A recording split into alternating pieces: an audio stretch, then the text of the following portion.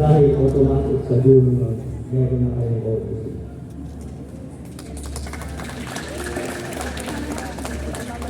Kung matapos yung pag-improve nila doon sa sistema ng OTC, yun ay ang katumbas ko yung ay 2 years sana. Hindi na 6 months lang. Kaya lang, ongoing tayo pag-aayos nila. Yun ang katutungan. Para tigil yung punto na hindi na kayo pupunta sa opisina para mag-transit ng kontrata. Online na yan. Kaya ang problema, ang dahil na nahihirapan sa inyo na mag-upload ng mga picture at nagagalit pa sa amin.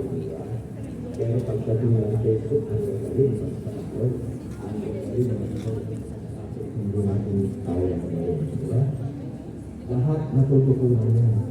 Kagaya rin yung pag-aaral ng hata. Kamututan hindi natin yan. Pero paulit-ulit na gagawin. Kaya constant practice makes perfect. Kaya ito pa yung isang sinasabi ng ating konsulado. Please lang ingatan ninyo ang inyong mga ID. Hong Kong ID. Sabi sa inyo, pag-picture ka na, hawakan mo yung Hong Kong ID, tapos ka na. Money laundering ka na. Buwan plus ang antayin mo, nasa kulungan ka na. Please lang ingatan ko ninyo. Lalo-lalo lang yung sakot. Ang dami namin pinaharap na yung nakasong money laundering. Hindi mo pwede sabihin, hindi ko alam yan. Dahil yung palang sa picture mo, kasama mo, nagka-picture ka ganyan, gagamitin ba sa Mobile Legends, kung anong strategiya na ginagamit nila, gagawan na kayo ng account nyo. At pag nagawan na kayo ng account nyo, papasok na ang milyon-milyon na pera doon. Kasi, kaya tinawag na money laundering, literal ito. Lalabhan ng marunong pera. Pag dumaan ka sa account nyo, paglabas, nalabhan na yun, malinis na yun. Hindi mo na alam kung saan natin yun. Kasi galing sa marunong sindikato ng everything. So, ingatan ko natin yan. Ngayon, every 3 months po kami dumadalaw sa kulungan. March, June, September, and December. Ang dami ko sa kulungan. Sasabihin nila, ilalaban ko yung akin. Wala kang natanggap na pera. Totoo, wala kang natanggap na pera. Pero may consent kayo. Hindi kayo sabihin, hindi kayo naging part ng krimen kayo. But ignorance is because no one. Hindi mo kayo sabihin yun. Kasi parang special law yun. Kung sa atin, sa Pilipinas, may tinatawag sa special law, yun yung manilang meron dito. Kaya ng example ng special law, yung marijuana. Pag sa Pilipinas, pag nakitaan ka ng marijuana, naakamit ko lang naman. Hindi mo pwedeng sabihin yun. The mere possession, the act is penalized. Dito naman, nagpapicture ka, wala kang natanggap na pera, dumaan sa account mo, yun ang participation. Kaya hindi mo pwedeng sabihin na wala kang participation. Kaya please, ingatan ko nila. Please, mapulit mo sa participation. Kung may mga problema naman kayo sa mga medical na tumakitan po kayo sa OWA. Nandiyan tayo sa ating OWA. At pinamumunuan ng ating welfare officer na si Madam Marilo Santo Manilo. Napaka-active po niya.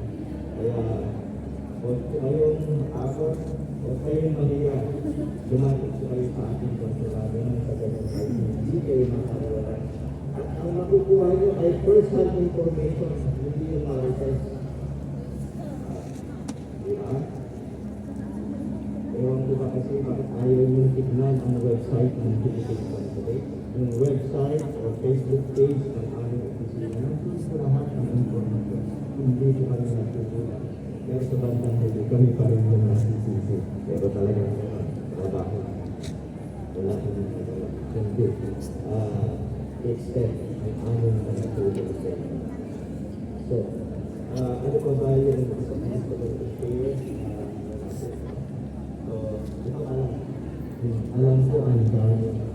Ang konsulado at ang Migrant Workers Office ayaw maging hadlan sa mga gusto ninyong hangarin na makabuti pa ang inyong buhay, yung pagpunta sa ibang bansa, kagaya ng Poland, Turkey, Australia, ano kayong mga iba dyan? Kung ano na dyan?